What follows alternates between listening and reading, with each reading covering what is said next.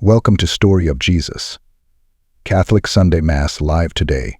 We attend the Holy Mass on Sunday 6th, October 2024, 27th Sunday in Ordinary Time. Indeed, thus shall be blessed the man who fears the Lord. May the Lord bless you from Zion and happy Jerusalem all the days of your life. May you see your children's children. On Israel, peace. Please be quiet and attend Mass. Subscribe to the channel to follow the next Masses.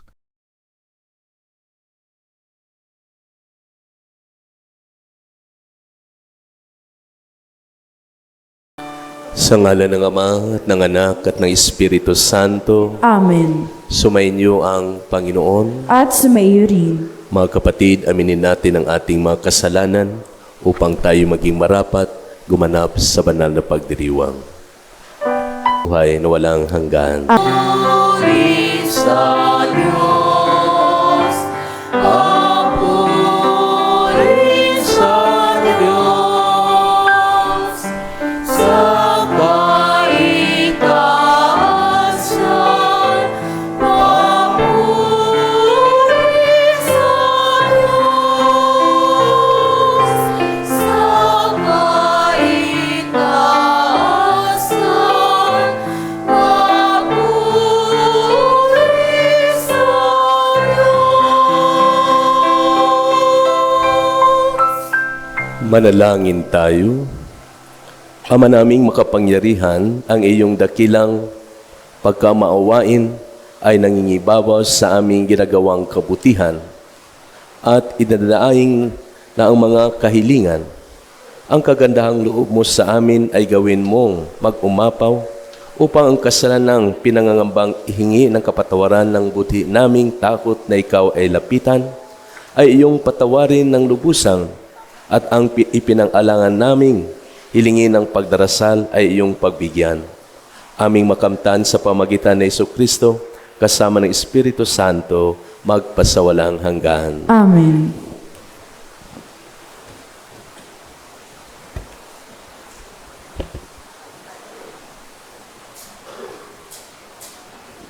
Ginawa ng tagapagtanim halos lahat ng ikabubuti ng kanyang ubasan.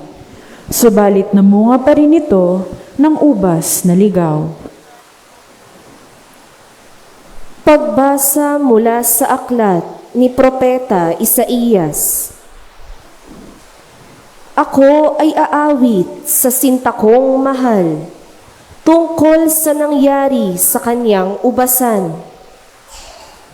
Mayroong ubasan ang sinta kong mutya sa libis ng bundok na lupay mataba. Hinukaya niya't inalisan ng bato at saka tinamnan ang nasabing dako. Mga piling puno ng mabuting ubas, itinanim niya sa nasabing lugar.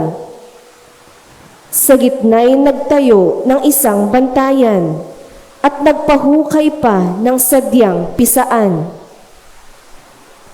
Pagkatapos nito, ay naghintay siya na ang kanyang tanim ay magsipamunga.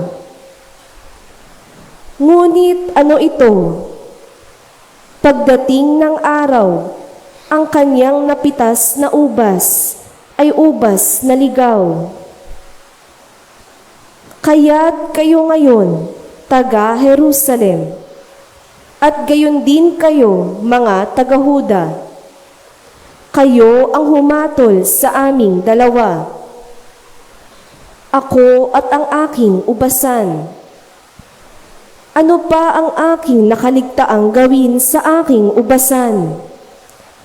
Bakit nang ako'y mamitas sa itinanim kong mabubuting ubas, ang nakuha ko ay ubas na ligaw? Kaya't ito ngayon ang gagawin ko sa aking ubasan. Papatayin ko ang mga halamang nakapaligid dito. Wawasakin ko ang bakod nito. Hahayaan kong ito'y mapasok at sirain ng mga ilap na hayop. Pababayaan ko itong lumubog sa sukal, mabalot ng tinik at dawag. Di ko babawasin ang sangat-dahong labis. Di ko pagyayamanin ang mga puno nito. At pati ang mga ulap ay uutusan ko na huwag magbigay ng ulan. Ang ubasang ito'y ang bayang Israel, at ang Panginoon naman ang siyang nagtanim. Ang mga Hudyong kanyang inaruga, ang mga pinuno ng ubas. At kanyang hinintay na ito'y gumawa ng mabuti, ngunit naging mamamatay tao. Inaasahang magpapairal ng katarungan, ngunit panay pang-aapi ang ginawa. Ang salita ng Diyos. Salamat sa Diyos. Panginoon, iyong tanim, ang ubasan mong Israel.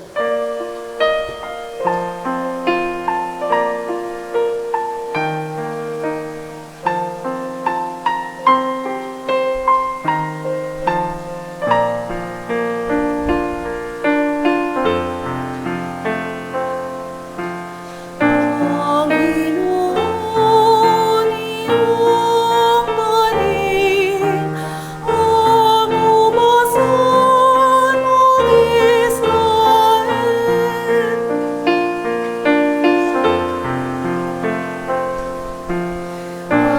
Panginoon, iyong tanim, ang ubasan mong Israel. Mula sa Ehipto, ikaw ang naglabas ng puno ng ubas, saka itinanim sa lupang dayuhan. Matapos ang tao mo'y palayasin, hanggang sa ibayong dagat, ang sangang malabay nito'y nakaabot. Pati mga ugat, humabang mabutit, umabot sa ilog. Panginoon, iyong tanim, ang ubasan mong Israel.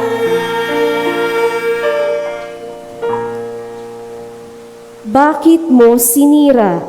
Sinira ang pader, kung kaya nakapasok nitong dumaraan.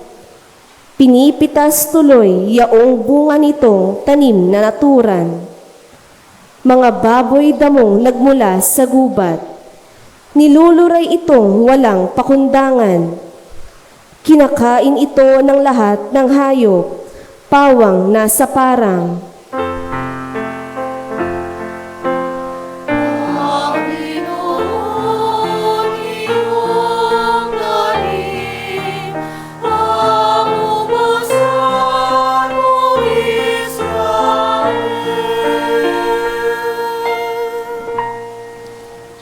Ika'y manumbalik, O Diyos na dakila.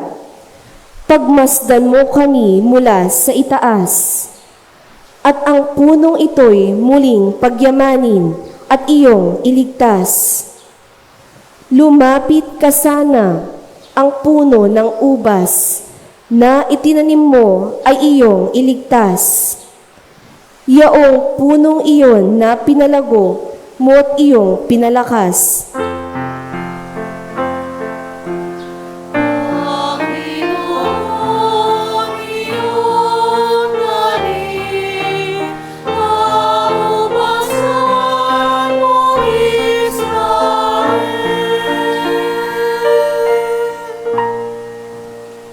At kung magkagayon, magbabalik kami't di na magtataksil sa'yo kailanman. Kami pasiglahit, aming pupurihin ang iyong pangalan. Kami ay ibalik, Panginoong Diyos, at ipadama mo ang iyong pagmamahal. Iligtas mo kami, at sa iyong sinag kami ay tanglawan.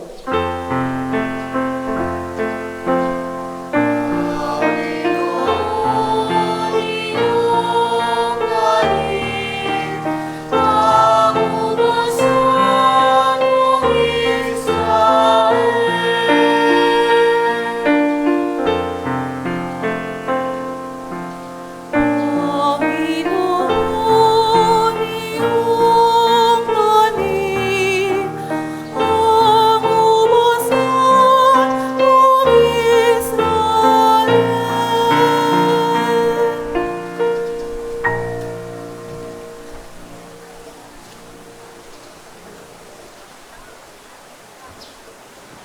tinuturuan tayo ni San Pablo na manalangin ng may pasasalamat sa Diyos. Binibigyan niya rin tayo ng gabay ukol sa mga bagay na dapat nating hangarin at mga dapat talikdan. Pagbasa mula sa sulat ni Apostol San Pablo sa mga taga-Filipos. Mga kapatid, huwag kayong mabalisa tungkol sa anumang bagay. Sa halip ay hingin ninyo sa Diyos ang lahat ng inyong kailangan sa pamamagitan ng panalangin may pasasalamat. At ang di malirip na kapayapaan ng Diyos ang mag-iingat sa inyong puso at pag-iisip sa pamamagitan ni Kristo Jesus. Sa wakas, mga kapatid, dapat maging laman ng inyong isip ang mga bagay na karapat-dapat at kapuri-puri, mga bagay na totoo, marangal, matuwid, malinis, kaibig-ibig, at kagalang-galang. Isagawa ninyo ang lahat ng inyong natutuhan, tinanggap, narinig at nakita sa akin. Kung magkagayon, sa inyo ang Diyos na nagbibigay ng kapayapaan. Ang salita ng Diyos. Salamat sa Diyos.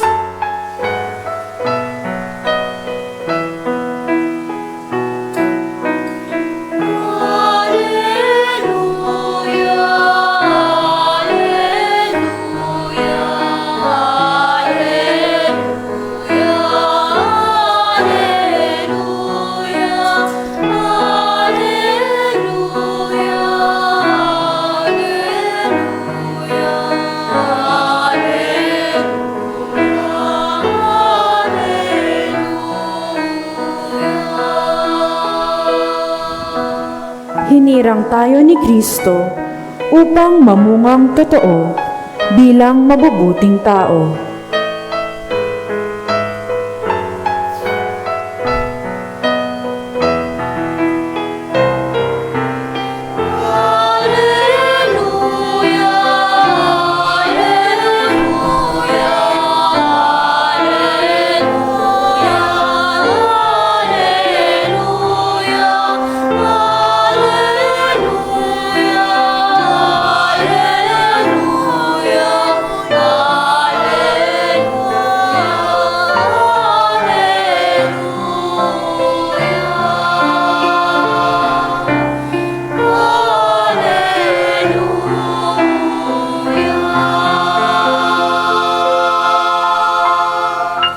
Sumainyo ang Panginoon. At sumaiyo rin. Ang mabuting balita ng Panginoon ayon kay Matthew. Papuri sa iyo, Panginoon.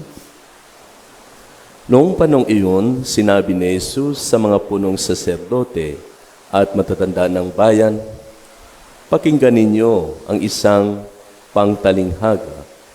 May isang taong nagtanim ng ubas sa kanyang bukid at ito'y binakuran niya. Gumawa siya roon ng pisaan ng ubas at nagtayo ng isang mataas na bantayan. Pagkatapos, kanyang iniwan sa mga kasama ang ubasan at siya'y nagtungo sa ibang lupain. Nang dumating ang panahon ng pitasan, pinupunta ng may-ari ng ubasan ang kanyang mga alipin upang kunin sa mga kasama ang kanyang kaparte. Ngunit sinunggaban ng mga kasama ang mga alipin, binugbog nila ang isa, pinatay ang ikalawa, at binito naman ang ikatlo. Pinapunta uli ng may-ari ang mas maraming alipin, ngunit gayon din ang ginawa ng mga kasama sa mga ito. Sa kahuli-hulihay, pinapunta niya ang kanyang anak na lalaki. "Igagalang nila ang aking anak," wika niya sa sarili. Ngunit nang makita ng mga kasama ang anak, sila ay nag-usap-usap, "Ito ang tagapamana, halik kayo, patayin natin nang mapasa atin ang kanyang mamanahin." Kaya't siya ay sinunggaban nila, inilabas sa ubasan at pinatay. Pagbalik ng may-ari ng ubasan, ano kaya ang gagawin niya sa mga kasamang iyon?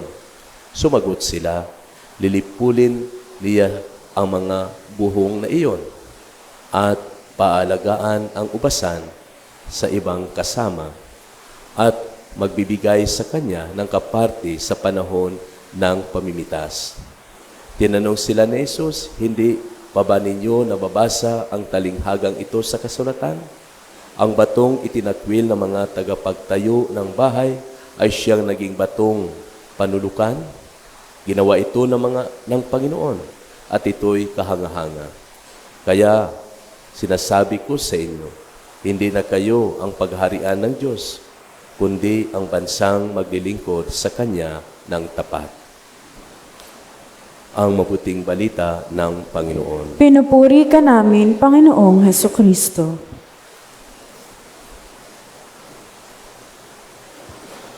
Magandang umaga sa ating lahat. Good morning. May isang kwento. This is true to life story. May isang tao na ang kanyang pangalan ay si Max. Naglalakad sa park kasama ang kanyang anak na babae, 5-year-old. Habang naglalakad, biglang dumating ang isang sasakyan na mabilis at nasagasaan ang kanyang anak na babae. Yun ang kaisa-isang niyang anak. At nagkaroon ng kaso at nagmamakaawa ang driver. Sabi niya, Sir, marami po akong anak at may anak pa akong isang lalaki na matigas ang ulo, nag-aaral. At hindi lamang iyan, minsan ang trabaho ko ay hindi permanente. At dahil dito, habang nasa korte, Mr. Max decided na to drop the case against this driver, this man. Sabi niya, atras ko na yung kaso. Pangalawa, sabi niya sa driver, I will adopt your son, your 15-year-old son. Ako na ang bahala sa kanya. Mga kapatid, kita ninyo, si Mr. Max, nawala ang kanyang anak na babae, nasagasaan. Pero, ipinakita niya ang tunay na pagmamahal sa paggawa ng mabuti sa driver na ito. So, sa madaling salita, Mr. Max turns hatred into love. Yung galit, yung puot, ay ginawa niyang pag-ibig. So ito ang ating mga pagbasa. Ang ating ebanghelyo. The unconditional love of God for all of us. Kahit ano tayo kasama, kahit gaano tayo kalayo sa Diyos, pero ang Diyos ay nandyan, nagmamahal sa atin. Sa ating unang pagbasa at sa ating ebanghelyo, ito ay tungkol sa Diyos na siya ang may-ari ng ubasan, the vineyard. He is the landowner. At ano ang mayroon sa Diyos na ito? Na kung paano niya ipinakita ang kanyang tunay na pag-ibig sa atin, sa tao. Una, He entrusted His vineyard to us. Ipinagkatiwala niya ang kanyang ubasan sa atin. Ang ubasan na ito can be your family, bilang mga magulang. Ang ubasan na ito can be your life, ang buhay mo. Ang ubasan na ito can be our parish, na ipinagkatiwala sa akin. So, ang ibig sabihin, ang ubasan na ito, ang vineyard na ito, hindi tayo ang may-ari. Nanay, tatay, hindi ikaw ang may-ari ng pamilya mo. Ipinagkatiwala sa iyo ng Diyos yan. Father Ferdy, hindi ikaw ang may-ari ng simbahan na ito, ng parokyang ito. Ipinagkatiwala lamang ito sa akin ng Diyos. Ang buhay natin, ipinagkatiwala ito lamang sa atin ng Diyos. Hindi ito tayo ang may-ari ng buhay natin. So ito ang Diyos. So umalis siya. Ang may-ari ng ubasan. He trusted His vineyard to us.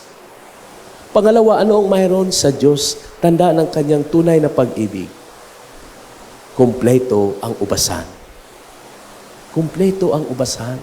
Sinabi dito, ang ubasan ay may pitasan. Wine press. Ang ubasan ay may bantayan, may tower. Ang ubasan ay may pader. So wala ka nang hanapin pa. So ang ibig sabihin, may mga pribilehiyo, may mga kagamitan na ibinigay sa atin ng Diyos. Sa ating responsibilidad. Hindi lang ibinigay sa atin, pinahiram sa atin ng ubasan, kung hindi may kagamitan. Ano ba ang mga kagamitan na ito na pwede natin gagamitin? Na magiging fruitful tayo na manggagawa sa kanyang ubasan. Siguro ang talino mo. Marami sa atin bright, magaling. Ang talento mo. Ang lakas mo. Okay. At hindi lamang iyan, ang diskarte mo sa buhay. So lahat po tayo ay may kagamitan na ibinigay sa atin ng Diyos. Bilang nanay, may ibinigay sa iyo ng Diyos na kagamitan for you to become a fruitful parent. Bilang pare, may kagamitan na ibinigay sa akin, gagamitin ko para sa inyo.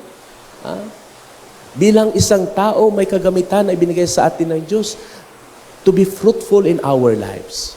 So, hindi naging pabaya ang Diyos. At hindi lamang iyan, tanda ng kabutihan ng Diyos ng kanyang pag-ibig. Sa paggamit sa atin ng kanyang ubasan, binigyan niya tayo ng kalayaan, freedom. Tingnan ninyo, umalis siya, ang may-ari ng ubasan. Nandyan ba siya, katulad ng pulis? Binabantayan ka ba? Sinasabi sa iyo, ito ang gagawin mo sa pamilya mo. Ito ang gagawin mo sa buhay mo. Ito ang tama. No. Binigyan niya tayo ng kalayaan. Hindi diktador ang Diyos. Isa lang ang kanyang gusto sa atin na sana gamitin natin ang kalayaan na ito sa kabutihan. Kung ano yung tama. Pero nakakalungkot, sa unang pagbasa, sinabi dito, ang kanyang ubasan na ipinagkatiwala niya sa mga Israelita, sinira nila ito. Hindi nila inaayos. At nag-expect siya na sana ang kanyang ani ay mga mabuting ubas. Kung hindi ang ubas na isang ubas na hindi totoo. So ito mga kapatid, minsan nangyari ito sa ating buhay. God is giving us many privileges in life. He provided us many graces. Binigyan niya tayo ng freedom. Pero ang ilan sa atin, we abuse our lives. We abuse our families. We abuse our responsibilities. That is why, hindi tayo mamunga ng marami. We are not fruitful. Yes, nagkamali tayo, nagkasala. Yes, we abuse our privileges. Pero ano ang pinakamaganda sa Diyos? Mahaba ang kanyang pasensya sa atin. So, ang may-ari ng ubasan, ipinadala niya ang kanyang alipin para kunin niya ang kanyang parte. Ano ang ginawa ng mga kasama? Pinatay nila. Binugbog. Sinuntok. Nagpadala pa siya ng maraming kasama ng mga alipin. Ganon pa rin. Hindi siya naghigante. So, sino-sino itong mga pinadala ng Diyos? Ito ang mga propeta. Ito si Juan Bautista. At ang pinakahuli, ang kanyang anak. Sabi niya, igagalang nilang aking anak. Ganon din ang ginawa nila. Pinatay nila ang kanyang anak. At walang iba kung hindi si Jesus. Pero nagalit ba ang Diyos sa atin? Sa gitna ng kasamaan at kasalanan natin? Pati ang kanyang anak ay pinatay? Hindi. Ginamit ng Diyos ang kamatayan ng kanyang anak as an opportunity to save us. Para iligtas tayo. Para ipakita sa atin ang kanyang pagmamahal. That is why sinabi ni Jesus, yes, hindi niyo ako tinanggap, pinatay ninyo ako. Ako ang bato. that you rejected will become a cornerstone. So ito mga kapatid, ang pagmamahal ng Diyos sa atin. So ang ibig sabihin, no matter how far are we from the Lord, kahit ano tayo kalayo sa Diyos dahil sa kasamaan kasalanan natin, tandaan natin, God is always searching for you. Hanapin tayo ng Diyos. Gumagawa ng paraan ng Diyos para ibalik tayo sa Kanya. No matter how bad you are, how bad are we, kahit ano tayo kasama, kahit kriminal tayo, kahit ilang taong pinatay natin, tandaan natin, God is always willing to forgive us. God is always willing to embrace us. No matter how broken are we sa buhay natin, nabagsak tayo, wasak ang ating buhay, nadapa tayo, tandaan mo, God is always there to fix that broken relationship, our broken hearts. No matter how hopeless are you sa buhay mo, sa sitwasyon mo, tandaan mo, God is always there, willing to give you a new start, a new beginning. So sana mga kapatid, naging mabuti ang Diyos sa atin. Kahit ano tayo kasama, kahit ano tayo kabad, sana ito din ang ipakita natin sa ating kapwa, sa ating mga kasama na may pagkukulang. Halimbawa sa pamilya mo, mister mo na alcoholic, okay, try to extend your kindness. Sa anak mo na suwail, matigas ang ulo, hindi sumusunod, try to extend the kindness of God, the love of God. And we can only do this, sabi ni San Pablo, if we have the same mind, the same heart like Jesus. If you have Jesus. So ang hamon sa atin ni San Pablo, dapat sana ang iniisip natin kung ano yung mabuti, kung ano yung matuwid, kung ano yung malinis. Ang gagawin natin yung mga bagay na totoo. So sa araw na ito, layunin ng Diyos sa atin, maging mabuting manggagawa tayo sa Kanyang ubasan. Pinahiram lang sa atin ang ubasan na ito, ang buhay mo, ang buhay ko, ang pamilya mo, ang ating komunidad. God wants us to be a fruitful workers in His vineyard. Magsitayo ang lahat. Sumasampalataya ako Sa Diyos amang makapangyarihan sa lahat na may gawa ng langit at lupa. Sumasampalataya ako kay Hesukristo, iisang anak ng Diyos, Panginoon nating lahat. Nagkatawang tao siya, lala ng Espiritu Santo. Ipinanganak ni Santa Mariang Birhen. Pinagpakasakit ni Poncio Pilato. Ipinako sa krus, namatay, inilibing. Nanaog sa kinararoonan ng mga yumao. Nang may 3 araw na buhay na mag-uli. Umakyat sa langit, naluluklok sa kanan ng Diyos amang makapangyarihan sa lahat. Doon magmumulang paririto at huhukom sa nangabubuhay at nangamatay na tao. Sumasampalataya naman ako sa Diyos Espiritu Santo, sa banal na simbahang katolika, sa kasamahan ng mga banal, sa kapatawaran ng mga kasalanan, sa pagkabuhay na muli ng nangamatay na tao, at sa buhay na walang hanggan. Amen.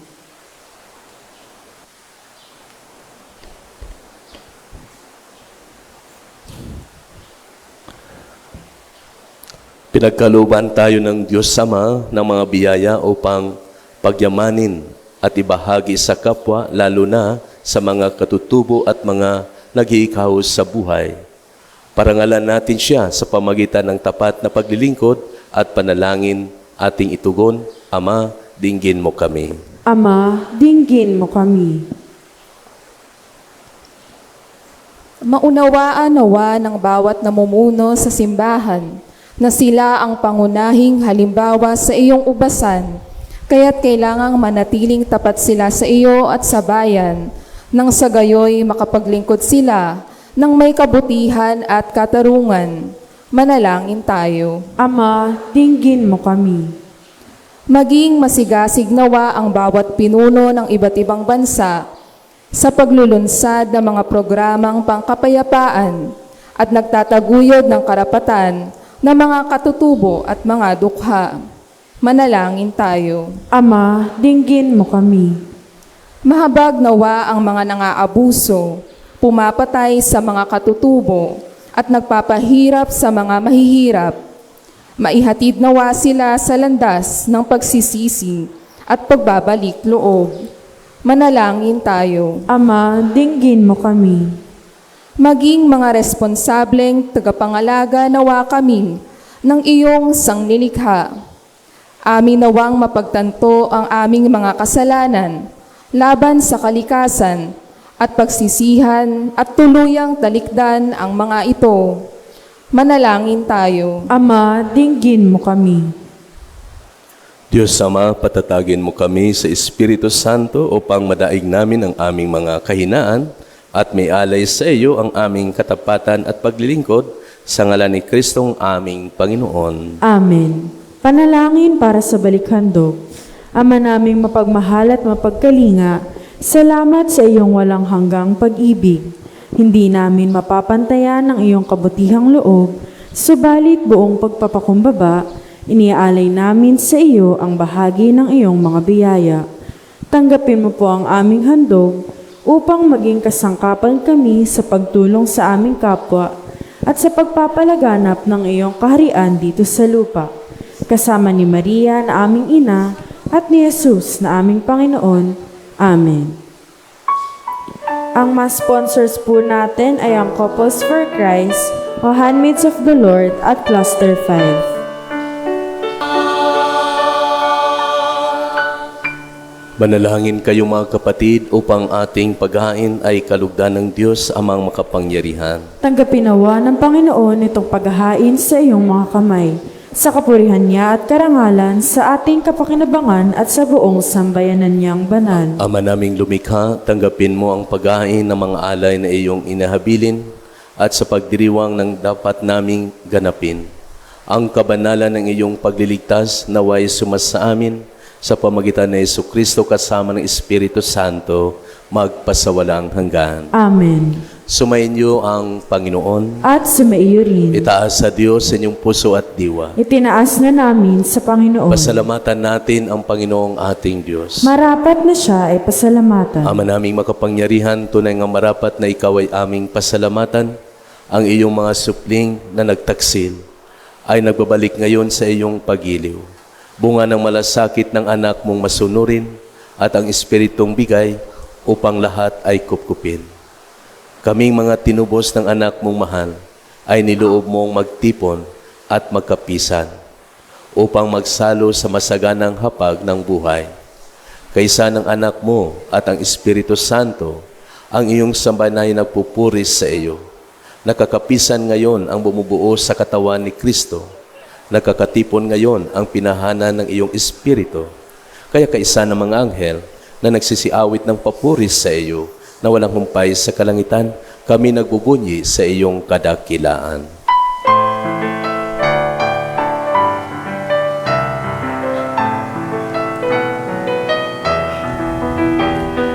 Santo, Santo, Santo, Panginoong Diyos, napupuno ang langit at lupa ng kadakilaan mo. Hosana, Hosana, Hosana sa kaitaasan. Hosana, Hosana, Hosana sa kaitaasan. Pinagpalang na paririto sa ngalan ng Panginoon. Hosana, Hosana, Hosana sa kaitaasan. Hosana, Hosana, Hosana sa kaitaasan.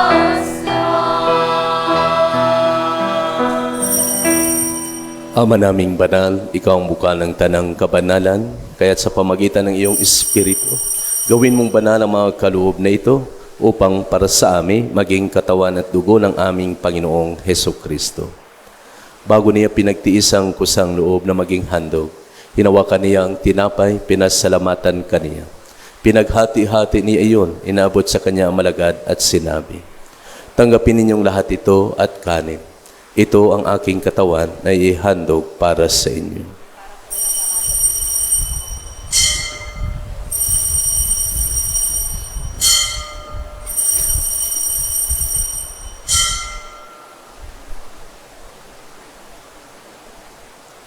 Gayon din naman, pagkatapos ng hapunan, hinawakan niya ang kalis, muli kaniyang pinasalamatan, inabot niya ang kalis sa kanyang malagad at sinabi, "Tanggapin ninyong lahat ito at inumin. Ito ang kalis ng aking dugo, dugo ng bago at walang hanggang tipan. Ang aking dugo na ibubuhos para sa inyo at para sa lahat, para sa kapagpatawad ng mga kasalanan. Gawin ninyo ito bilang pag-alala sa akin."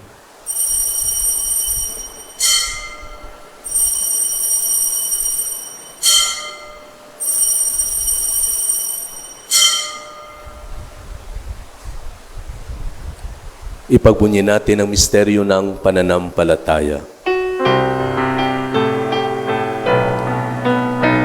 Sa puso at pagkabuhay, amin inubos ang tunay.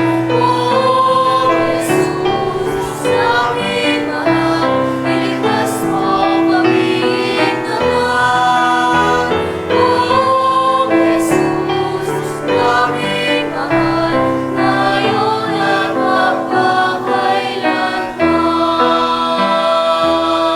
Ama, ginagawa namin ngayon ang pag-alala sa pagkamatay at muling pagkabuhay ng iyong anak. Kaya tinaalay namin sa iyo ang tinapay na nagbibigay buhay at ang kalis na nagkakaloob ng kaligtasan. Kami nagpapasalamat dahil kami iyong minarapat na tumayo sa harap mo para maglingkod sa iyo. Isinasamo namin kami magsasalo-salo sa katawan at dugo ni Kristo ay mabuklod sa pagkakaisa sa pamagitan ng Espiritu Santo. Ama, lingapin mo ang iyong simbahang laganap sa buong daigdig. Puspusin mo kami sa pag-ibig kay San Francisco na aming Papa at ni Roberto na aming Obispo at ng Tanang Kaparian. Alalahanin mo rin ang mga kapatid naming nahimlay na may pag-asang sila'y muling mabubuhay. Gayon din ang lahat ng mga pumanaw. Kaawan mo sila at patuloyin sa iyong kaliwanagan. Kaawan mo at pingdapatin kaming lahat na makasalo sa iyong buhay na walang wakas. Kaysa ng mahal na Birheng Maria na ina ng Diyos, kaysa ng mga apostol at ng lahat ng mga banal na namuhay dito sa daigdig ng kalugod-lugod sa iyo. May pagdiwang nawa namin ang pagpupuri sa ikarangal mo sa pamagitan ng iyong anak na aming Panginoong Heso Kristo. Sa pamamagitan ni Kristo, kasama niya at sa Kanya, ang lahat ng parangal at papuri ay sa iyong Diyos Ama, makapangyarihan, kasama ng Espiritu Santo, magpasawalang hanggan. Amen, amen,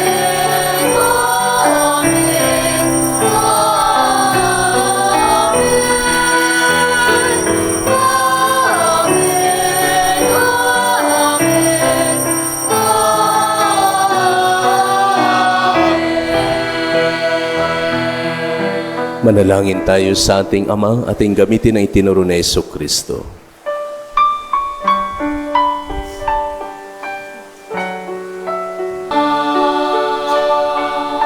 Hiniling namin kami adya sa lahat ng masama, pagkalooban ng kapayapaan araw-araw, iligtas sa kasalanan at ilayos sa lahat ng kapahamakan, samantalang aming pinanabikan ang dakilang araw ng pagpapahayag ng tagapagligtas naming si Heso Kristo.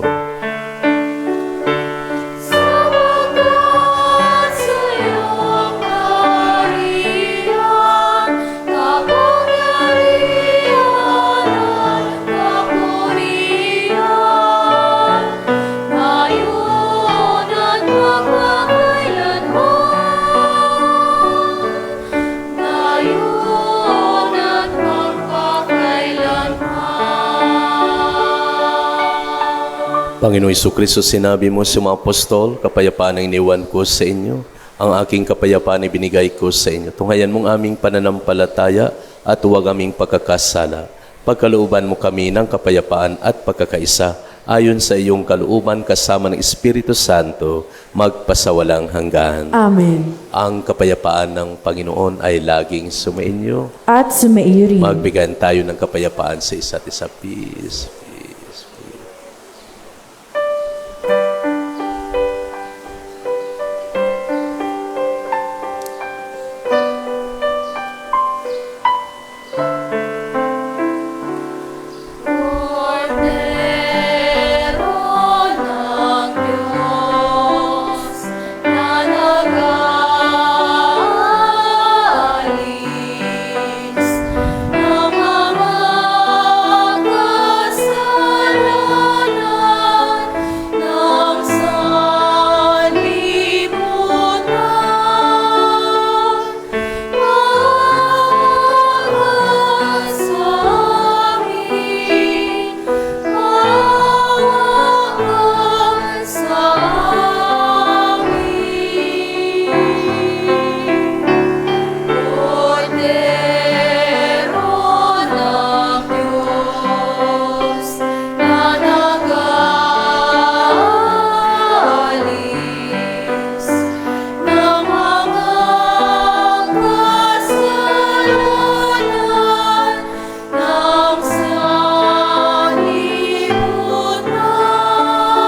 na nag-aalis ng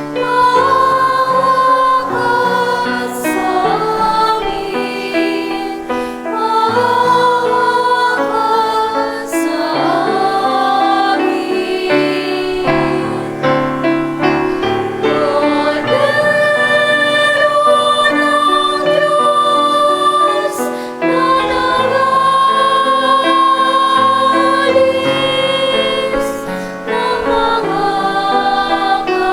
sa amin, maawa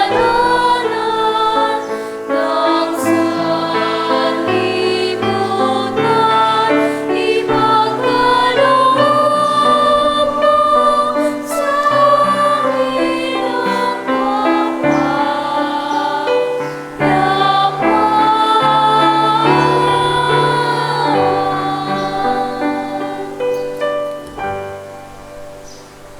Ito ang kordero ng Diyos sa nag-aalis ng mga kasalanan ng sanlibutan.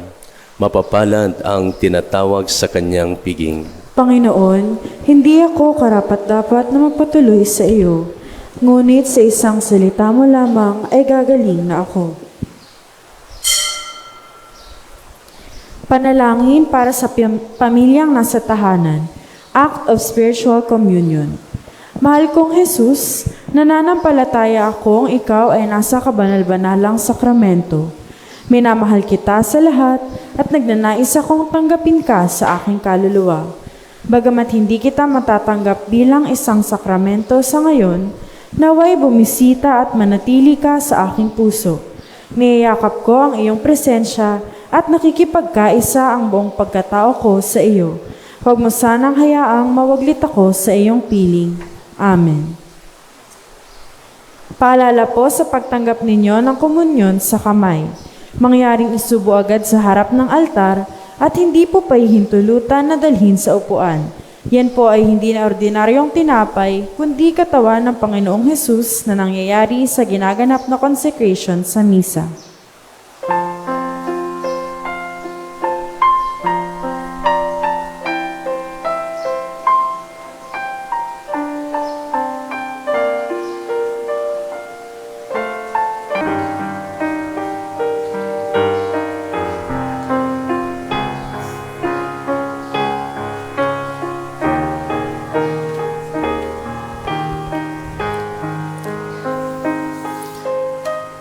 Magsitayo ang lahat.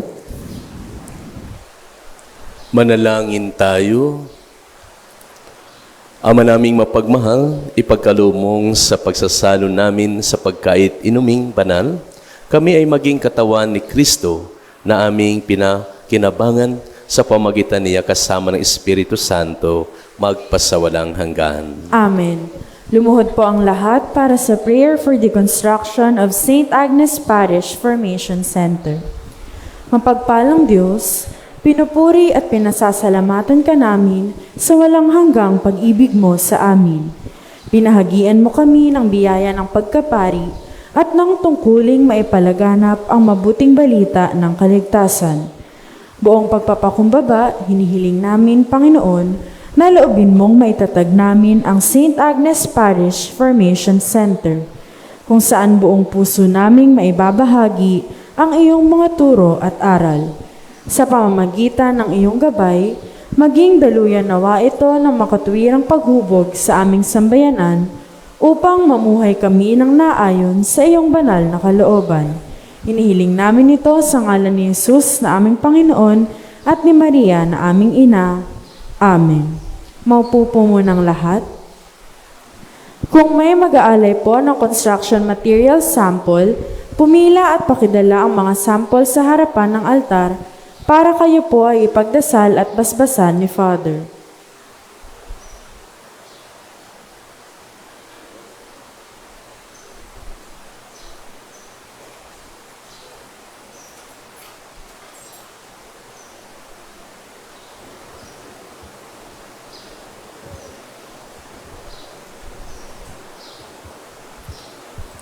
Panalangin sa mga sponsors ng construction materials.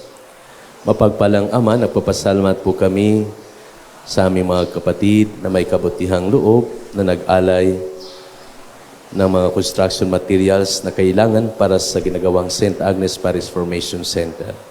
Salamat po, Ama, sa lahat ng mga naglilingkod at mga parishioners na laging bukas ang kanilang palad sa pagtulong sa mga proyekto ng iyong parokya. Naway patuloy mo silang pagpalain, bigyan ng magandang kalusugan at gabayan sa kanilang kabuhayan. Iniling namin ito, Ama, sa ngalan ni Kristo na aming Panginoon. Amen. God bless. Salamat mga AP. Ito pang retire na ninyo ito, no? Retirement. Thank you. Mayroon po tayong second collection, tulong para sa construction ng St. Agnes Parish Formation Center.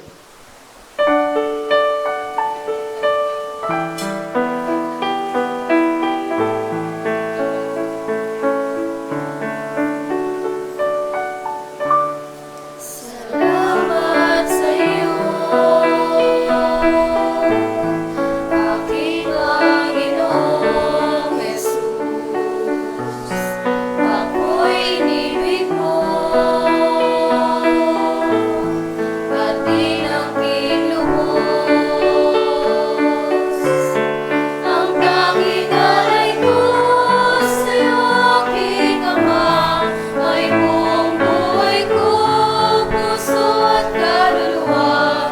Hindi makayanang maipagkaloob, mamahalin hiyas, higit nung ilungkot.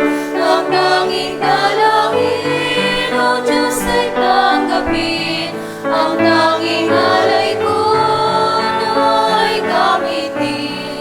Ito lamang, Ama, wala nang iba pa akong hinihiling.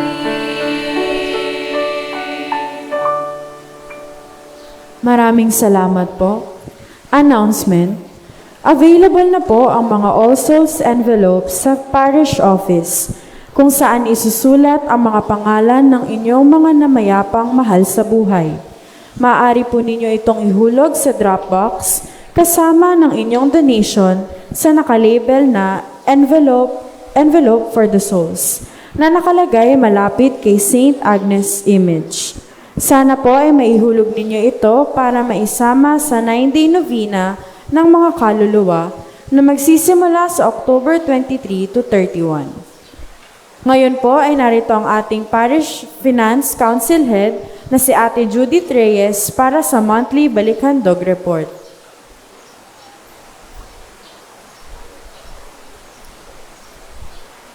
Good morning, fellow parishioners.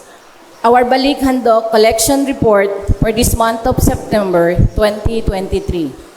Pamayanan 1, Almar Subdivision, Estrella Homes and Metrocore Homes, St. Therese, 37,340. Pamayanan 2, Doña Helen, Matrixville, Phase 4, Padre Pio, 15,500. Pamayanan 3, Belfont Subdivision, Jose Maria Escriba, 10,250. Pamayanan 4, Villa Amordo Subdivision, Heart of Jesus and Mary, 6,700. Pamayanan 5, Villa Siseni Subdivision and the North Grove, Sacred Heart of Jesus, 7,090. Pamayanan 6, Santo Cristo, 650. Pamayanan 7, La Forteza Lep, St. John Paul, 900. Pamayanan 8, La Forteza Right, St. Vincent de Paul, 1,795. Pamayanan 9, Selina Homes, St. Joseph, 10,070. Pamayanan 10, Gold Hill Place, St. Martha, 950. Pamayanan 11, Matrixville Phase 1 to 3, San Lorenzo Ruiz, 15,970.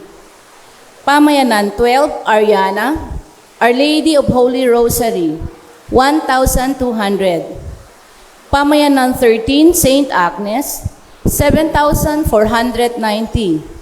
And Pamayanan 14, St. Clair, 3,500.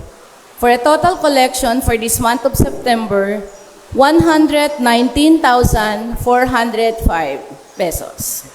Less expenses, we have Curia share, 17,910 and 75 cents. Allowances catechist, 5,000. Allowances scholars, 79,600. Total expenses for this month of September, 102,510 and 75 cents. Balance for this month of September 30, 2023, 16,894 and 25 cents. Thank you so much po sa lahat na suporta nyo sa ating Balikhandog program. Thank you, Ate Judith, sa report ng ating Balikhandog. Medyo mababa ang Balikhandog natin. So sana I encourage all the parishioners na maging membro ng Balikhandog. So you can see the difference sa inyong buhay. So alam niyo yung Balikhandog natin, alam naman natin sa mga scholars natin. At na-interview ko yung ating mga scholars, half of them, alam niyo, nakakalungkot. Dahil 80% sa kanila, separated ang parents. Okay? Walang mga magulang. Doon nakatira kay lulu at kay lula at sa ibang tao. May isa tayong scholar college na nag-aaral sa Besling. Siya po ay security guard din. Tapos sabi ko, wala nang nanay, tatay, oo, father. Paano kayo makakain? Pag dumadaan daw yung Grab, binibigyan sila ng kunting tip. So doon ang ginagamit nila pang tanghali nila. So talagang hindi kayo nagkamali na members ng Balikhandog. Alam niyo, mas maganda, mahirap ang buhay kaysa wala kang magulang. Yun ang pinakamapait sa lahat. So itong mga bata na ito, majority sa kanila, they don't have parents, separated ang mga magulang. So I hope yung inyong Balikhandog at saka malaking tulong sa kanila. At marami sa kanila, majority mataas ang grado, mga high honors. So, thank you sa inyong tulong sa ating Balikhandog. Pangalawa, yung Balikhandog natin, nakatulong din sa parokya. Pag may sobra, yan din ang nagsusuporta sa expenses sa parokya. Kasi kung nakadepende tayo sa koleksyon natin, yung binibigay ninyo sa tuwing linggo, hindi kaya ng parokya dahil sa ating sweldo, 60,000. Kasi may isa tayong worker na 21,000 ang kanyang sweldo dahil sa tagal niya. So, saan mo maano yan? Tapos, kuryente natin dahil may construction tayo, almost 30,000 plus tubig pa. So, malaking tulong yung Balikhandog. Sa totoo, hindi kami naging magarbo sa pagkain namin dito. Kasi 3 kami, Brother Jumar at minsan yung worker. At pag Sunday, yung mga choir natin, breakfast nila at sokom. Alam niyo kung magkano expenses sa pagkain namin para alam niyo. Once a month, 13,000 lang. Saan ka makakiya? 13,000 a month. Sa akin, sa gabi, hindi na ako kumakain shake na lang ng cucumber eh. Pag morning, isang apple na lang, isang itlog. Pero mabait naman si Lord, mataba pa rin ako. Oh. So, yun, hindi kami dahil iniisip ko, pag ang kinakain namin puro steak, masasarap, yan ay hindi pera namin, pera ninyo yan. Nakakahiya naman. So, ang ibig sabihin, ginagamit natin ng maayos ang inyong kapirahan. Oo. So, sana sa Balikhandog, suportahan natin. Pangalawa, thank you sa mga sponsors natin, ang Couples for Christ, Handmaids of the Lord, ang Cluster 5, Villa Siseni, palapakan natin sila. Thank you rin sa mga bumili ng construction materials, yung ating mga AP. Nag-joke ko kanina, alam niyo pang-retirement na nila yun, pero bumili pa ng materials at saka nagbantay sa labas para magbinta. Thank you mga AP, palapakan natin sila. Thank you. So sa ating construction, available pa rin ang mga gusto mag-sponsor ng water closets at saka mga urinal. So kung may kunti kayong blessing, share it to the Lord and to our parishioners. Magsitayo ang lahat. Sumainyo ang Panginoon. At sumayo rin. Pagpalain nawa kayo ng makapangyarihang Diyos, Ama, Anak at Espiritu Santo. Amen. Tapos ng ating banal na misa, humayo kayo at maging mabuting manggagawa ng Panginoon sa kanyang vineyard. Salamat sa Diyos.